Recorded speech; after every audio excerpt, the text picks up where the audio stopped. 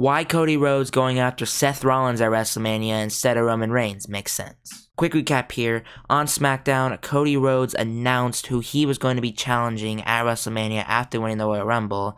He and Roman Reigns were both in the ring, and Roman Reigns was telling him, like, you could go after me and be the number one, or you could go after Seth and be the number two, like the top number two in the company. And it was all looking towards, Cody Rhodes is going to choose Roman Reigns. He said, I want that championship, it's finishing the story, the title that my father held in his hands but never won. But then he quickly swerved us at the end, and he was like, I'm going to go after your title, but not at WrestleMania. And then The Rock came out, and it looks like at WrestleMania we're going to be getting Roman Reigns versus The Rock and Cody Rhodes versus Seth Rollins. Two huge main events, and a lot of people are thinking right now, why would Cody just let The Rock step in and steal his match? Why is he going after that number 2 championship? Why is Cody not finishing the story? Well, it does make a lot more sense when you think about it. First off, Cody in the promo said finishing the story may not just be taking the Universal Championship off of Roman Reigns, it may also be taking everything from Roman Reigns. Not just the championship, but also taking his family, his bloodline, the tribal chief, the head of the table. And Cody can't do that. I mean, we saw in Tribal Combat that, Jey Uso had the chance to do it because he's a part of Roman's family, but you have to be part of Roman's family to become the tribal chief, obviously. And there's just one man left that can do that job, and that is Dwayne "The Rock" Johnson. In Cody's eyes, he can go after that Undisputed Championship later. He had Roman beat at WrestleMania 39. He doesn't have to go to the Royal Rumble and win to get another match with Roman Reigns. He will be able to get that match, at a future SummerSlam or another show. So right now, he can just let The Rock go on, The Rock go on to WrestleMania, defeat Roman Reigns, take the title, take the tribal chief status, take the head of the table, leave Roman Reigns worthless and a shell of himself, completely deflating Roman's massive ego that he's built up over the years. And then Cody can swoop in, face Roman Reigns, even if it's for the title or not. He can finally get his revenge on Roman Reigns for cheating him out of the title, and Roman won't have the bloodline with him because he is no longer the tribal chief. He is not in control anymore. And then Cody could go after The Rock and win the title off of him. But that's in kayfabe. Let's think about realistically. The Rock probably ain't beating Roman Reigns. And Cody would never be facing The Rock in a match. Like, that's just a match that probably just won't ever make sense to happen. I think, though, there could be a chance that The Rock does it. And I know, everyone's saying it's so obvious. Roman Reigns is going to retain because The Rock's part-time. But you got to think, The Rock joined the TKO board of directors for a reason. He is fully committed to what WWE is doing right now. So maybe The Rock does go on a 6 to 12 month run with the WWE. He could win that championship, hold it for a bit, put over a new star. And I just think overall it would be a really good conclusion to what the Bloodline story is. I mean, the Bloodline story started with Roman Reigns and Jey Uso. And Roman Reigns, Clash of the Castle. He made Jey Uso, Jey Uso wasn't wanting to submit, but Jimmy Uso threw in that towel to save his brother. The pain that Roman has inflicted on the Anoa'i and Fatu families over the years is just insane. The next month at Hell in a Cell, he put Jimmy Uso while he was injured in the guillotine, which forced Jey Uso to quit the match to save his brother. And then both brothers joined the Bloodline because Roman Reigns told them that if you don't join, the faction with me and help me out, you're going to get kicked out of the family. Because Roman had that power and that control, or at least he thought. Because The Rock has not been here in the WWE at all during the entire Bloodline storyline. The Bloodline storyline may have never happened if The Rock was there. Roman had all that control over the Usos, Solo, all of the other Samoan dynasty family members because The Rock wasn't there to stop it. And now, after all these years, The Rock has come back after all these 1,000 days as Universal Champion. And The Rock can be the one to give us that storybook cinematic ending to probably the greatest storyline we have seen in the past 30 years in wrestling, 20, 30 years. Probably the best storyline since Austin and McMahon, maybe even better, I don't know. You can agree to disagree, but that's what I think. This is just one of the best storyline I've ever watched as a wrestling fan. And for it to start with Roman being in all power, control over all the family members, for that one family member who, was the one before Roman Reigns' time, coming back to end it, it would all come full circle, and I think that is an ending they could go with. That match ending to WrestleMania 40 is very, very important to the whole complexity of what this entire Bloodline storyline was. Either it was Roman Reigns this whole time, he was in control because The Rock wasn't there, or Roman Reigns truly was in control and he defeats The Rock and he is undoubtedly the head of the table. Let's say The Rock beats Roman Reigns at WrestleMania. He probably won't have a long title reign. I could see multiple scenarios playing out. I could see The Rock holding it till SummerSlam and putting over probably Cody Rhodes. I could also see The Rock relinquishing the title.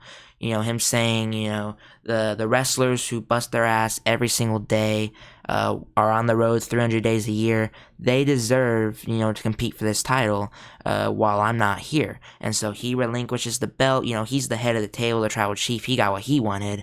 And then there could be a tournament, which probably concludes at, I'd say, Night of Champions in Saudi Arabia. They could just rerun that show, and Cody could win the title there. Or you could have Roman win it again, just to have him put Cody over, or a third person, anyone else. Just move on from everything, and Cody will eventually get back to the title. And then scenario 3, the least likely in my opinion, is you could have Damian Priest cash in on The Rock, win the title, and then it could start a feud we got teased a few months back where it didn't really lead anywhere. It could be the Bloodline and Judgment Day storyline, which leads to Roman Reigns defeating Damian Priest and then dropping the title to Cody Rhodes. If Roman regains the title, I don't see him holding it past the next Mania. He'd probably be dropping it at SummerSlam. It's kind of like, you remember when Brock Lesnar, after his long title reign, won it back against Braun Strowman after Roman Reigns relinquished his title. Brock just held that so that he could put over Seth Rollins at WrestleMania. So they could do, a story like that with Roman here. But let's go to the likely scenario. Roman Reigns does retain.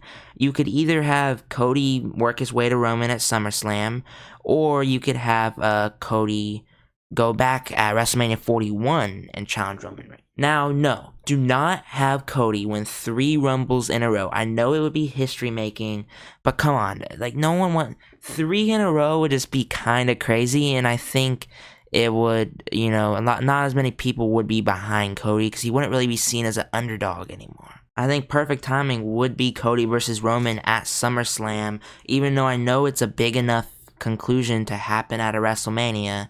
I just think storyline, it would make the most sense. Now, let's focus more on Cody's side. We've talked about Roman and Rock's side. Roman could win, Rock could win. Well, Cody, he's going to be going on to face Seth Rollins for the World Heavyweight Championship.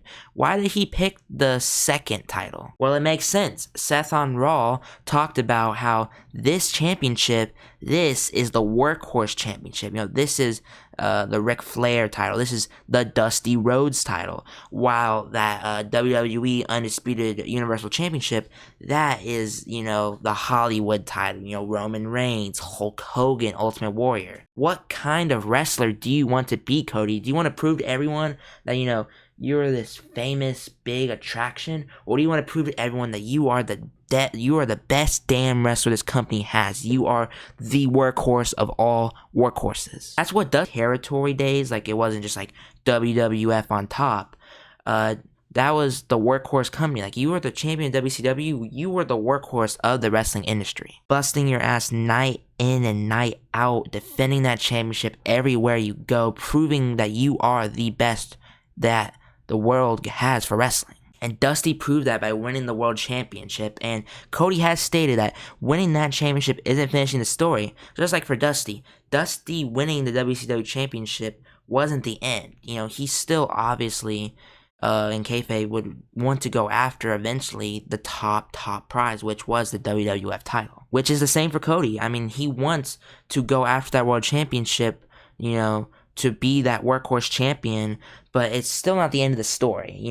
It's not always about the finish of the story, he can add on to the legacy of the story as it builds, like the journey of the story. And he can do that by defeating the Workhorse Champion right now, Seth Rollins, at WrestleMania, winning the title. Just like Dusty won the WCW title, he'll have his reign, and then once it's over, he'll go right back after Roman Reigns to finally finish the story. But this World Heavyweight Championship reign will add a lot more legacy to his career and to the story itself. First off, it's Cody's first ever World Heavyweight Championship reign in the WWE. He beats arguably the best in the company right now, since Roman Reigns needs help to win all of his matches, and he solidifies himself as the top superstar on Raw, the top babyface out of every wrestler, like undeniable. And there's many ways they can work this title reign. They could have Cody hold it for a bit if they want to prolong Cody versus Roman 2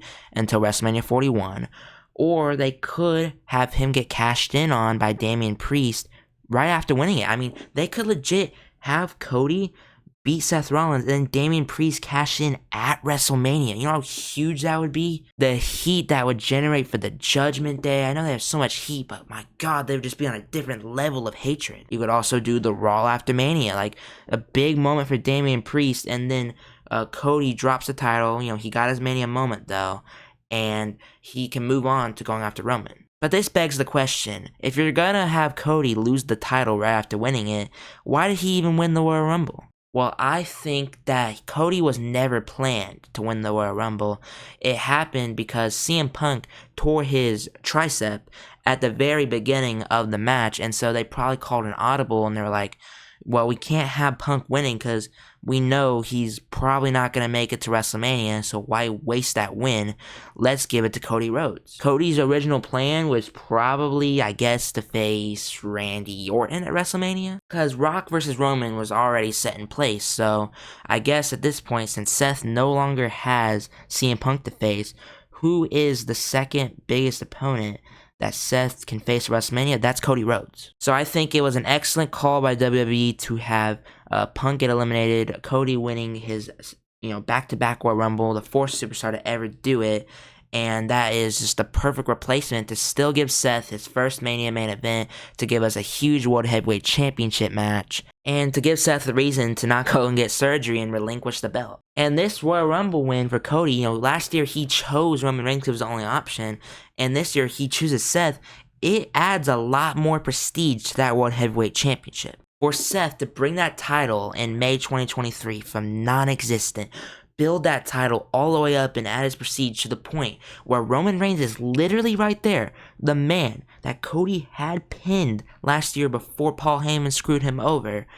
He had him pinned. He doesn't want Roman Reigns anymore. He wants Seth Rollins because Seth is just such a good champion and such an amazing, phenomenal competitor that Cody would rather face him. That really elevates that World Heavyweight Championship. It still won't be on the level of the Undisputed title, but I mean, how can it be? This is the closest we'll get to them being on par as world championships. Cody versus Seth will be a phenomenal match, and I know we have already gotten this match before 3 times where Cody won, which is why I think the Money in the Bank factor plays a big role here into setting this match apart from their 3 previous encounters at previous pay-per-views. Whatever happens, Cody wins, loses, drops the title afterwards, goes on a reign, he will get back to Roman. It's not like Cody is retiring next year. The story doesn't have an end date, and I know we all would like to see Roman Reigns finally drop that title. He's been holding it for so long. We just want Cody to finally finish that story. But it will happen, and when it does, it'll be even more satisfying because of how long we waited for it to happen. We finally get a match that we have dreamed of ever since Roman Reigns won the title, Roman Reigns versus The Rock for the head of the table. And it could lead to Roman Reigns being put over as possibly the greatest of this generation if he beats The Rock, or The Rock finally ending the reign in the story. There's just so many ways WWE could go here, and it makes a lot of sense to me why they did this. At first, when I first heard Cody say that I'm not facing WrestleMania, I was like, what? Like, this is so stupid. But as I thought about it more and more over the past couple hours, it's like, yeah, you know what? this does kind of make sense. Cody will get back to Roman. You know, The Rock will be able to take away everything from Roman, so that's why Cody's letting him do it. And Cody will finally win his first world title by winning that Workhorse title, the Dusty type title. So yeah, that's basically all. Comment down below whether you agree or disagree with me, and just tell me your thoughts overall on what you think about Cody Rhodes choosing to face Seth Rollins over Roman Reigns at WrestleMania. A lot of chaos is going on right now due to these injuries, and it's going to be interesting to watch these next couple months. If you guys like this video, make sure to click the like button and hit that subscribe button, and I will see you guys in the next video. Peace. I wish I could have it my way. I don't really know who's to blame, but you said you were giving me space, then forever went away. Hey, at night in the garden I roam. Since the day you left, no flowers grow. My skin's gone purple from the cold, and I hate you, but I think I miss you more.